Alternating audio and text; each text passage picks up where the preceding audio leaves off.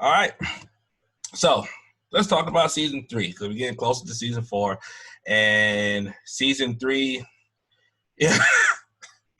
Oh man, I think I missed a couple of Molly relationships for season 2. So let's take a look at Molly real quick. Molly dated Dro. She's trying to get space. She's trying to find herself while dealing with office politics. You had her having to deal with being at the more all-white firm and not getting paid what she's supposed to get paid, whether it be because of her gender or her skin color. So she had to make a move. She busted a move to the black firm. At the black firm, it's still politics. It's still like middle school. You still have to navigate it. So she's dealing with that. She's dating the lawyer from Chicago, played by Rail, and that's an interesting dynamic because the dude seemed like he was into her. She started to realize that he was cool, and yeah, that's gonna fizzle out. She met the one guy, Lionel, I believe his name was, last season. I think I forgot to talk about him at all, but it was a good lesson for her because he just fit the check marks, check mark, check mark, check mark. And when Issa told her, very bluntly, might I add, that hey, he sounds just like you, then it was like, oh wow, yeah, that's why you can't keep nobody. Nobody wants somebody who just feels like they're part of a checklist. So trying to separate herself from Dro, and she's gonna meet Asian Bay, Andrew, this season. So let's skirt over to Issa. Issa living with Daniel in the third season.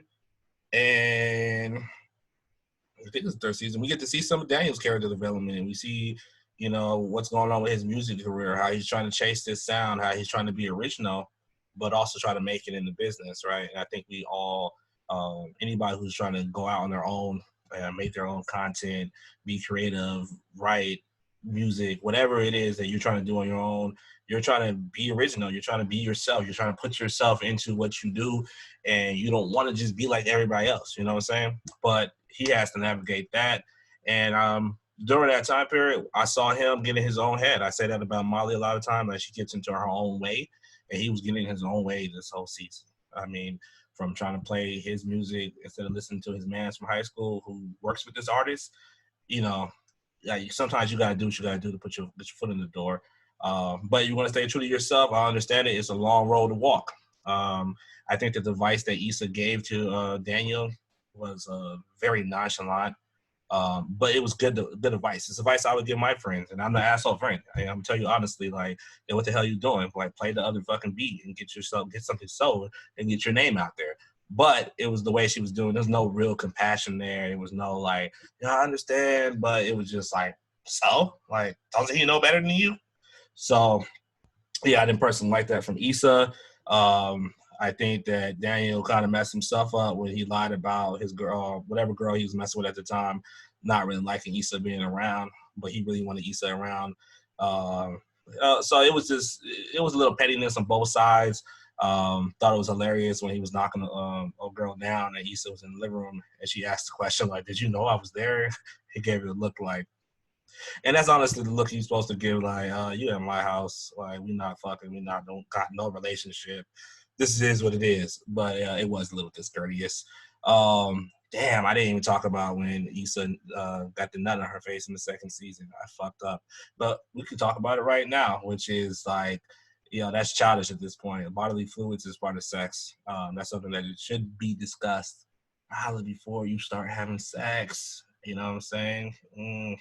So, yeah, not to say that you should be out here just money shotting women at all. But, hold on. So, yeah, so the Daniel situation, sex, those type of things should really be discussed. Whatever your kinks is, whatever is your no-goes, you might want to know that so you can have a less awkward time. So it is what it is. Third season,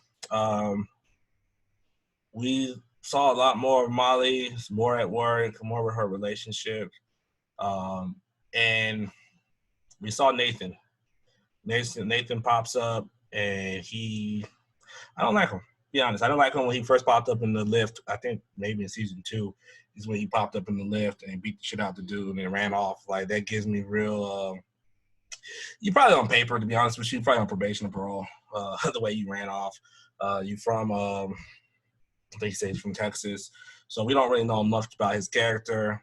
but I do know that I don't really get any good vibes from him at all. And we'll see how the show writers keep it going in the fourth season and further. I know him disappearing for a month is some real fuckboy shit. And I personally did not like Issa's response on the last episode for her birthday. I mean, your homegirl Molly has been there for you when you cheated on your man and you needed somewhere to stay and you was getting patties from CVS. Every time that you need a girls' weekend or something, then your homegirl Molly is coming to you and she's putting her work on the line and taking time off. And she's a lawyer, and that's really hard work and being really busy. And she still comes and makes sure you're good. Even all the way back to the first season, she makes sure that you're good. Even when she was mad at you, she drives you back to England so you could try to link up with Lawrence, okay? And so I didn't like the way she kind of screamed on Molly or kind of attitude after Molly just put together a very nice birthday for her. I would have liked to go see The Last Dragon. Love that movie. Sure enough, right? And she really just spazzed to her about a dude that she barely was even talking to, wasn't dating to, made Molly go on her with a dummy mission to Andrew's house.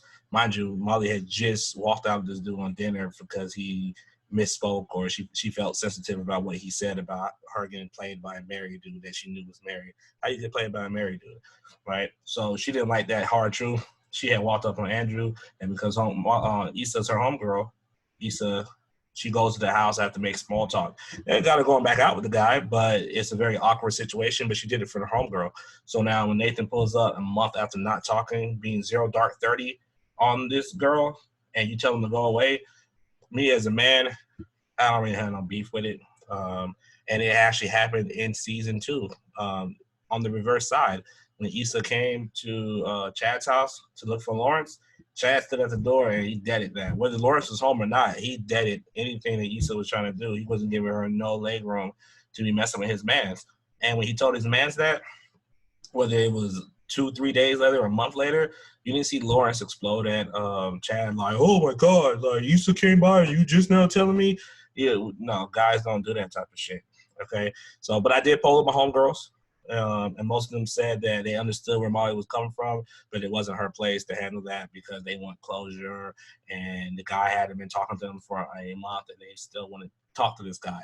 And I'm gonna be honest, ladies, that's why sometimes we feel like y'all dumb as hell.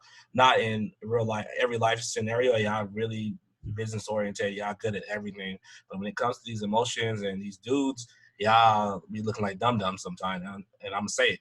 Issa looks like a fucking dum-dum, right?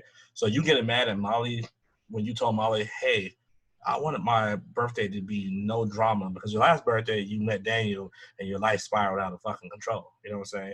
So this time when Nathan comes back out of nowhere, you mad at Molly and you're going to end it like, come on.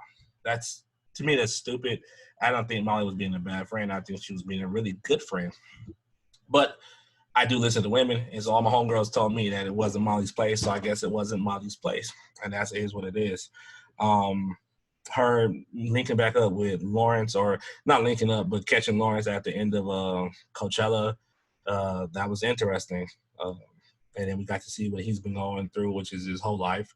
And I understand that. Like I said, like when you get out here in these streets and you out here, and they know it's pretty. But so it's cool. We got baby shower. I thought it was a very touching scene and very season 3 is setting you up for a lot of friendships to start pulling away from each other as certain people are married. Tiffany's married and she's having a baby. Kelly's her real best friend, and they're so like out of touch, kind of emotionally, that they didn't offer to do her baby shower. But now you're mad about the baby shower and her bougie friends or her friends with kids. You know what I'm saying? And Kelly got her feeling really hurt, like, damn, like I'm your girl and I couldn't do this stuff for you. So there was a little bit of character development for Kelly and Tiffany's character. I like the fact that Chad being a cheater is kind of just like Issa. Even though he don't be liking Issa, he just like fucking Issa, and he's trying to get his girl back, even though he got caught cheating with 2 strippers, titty fucked. So I mean, it is what it is. Very interesting. The Condola situation, as we're going to see in season 4 coming up. I personally didn't like the way she approached Lawrence. In my personal opinion, a lot of times when women have bad breakups, divorces, the relationship's not really going the way they want them to go. And actually, Lawrence did it in the show, which is like he don't really know what he's doing. Then we fall back on God. It's either I'm gonna be a complete hoe, and then this whole shit ain't working. So now I'm gonna go ahead and be trying to get in touch with the Lord. And that's what Condola seems like to me. She's a very beautiful woman, but she approaches Lawrence and it's not on nothing like she wants to be in a real relationship because she's on rebound mode. So now she's doing Lawrence like Lawrence did Tasha. Okay. And so that's pretty much how we end this season for the most part. I might be missing something, but all of it's blurring together. So we'll get right to the shits with season 4, to be honest with you. Uh, if you like what, any of my reviews, you got any questions for me, you got rebuttals, go ahead, hit me up in the messages, subscribe, like the video, and we'll get right back to it. Like I said, if you want relationship advice and relationship theory, check out my Geeks and Goons podcast. It's been real.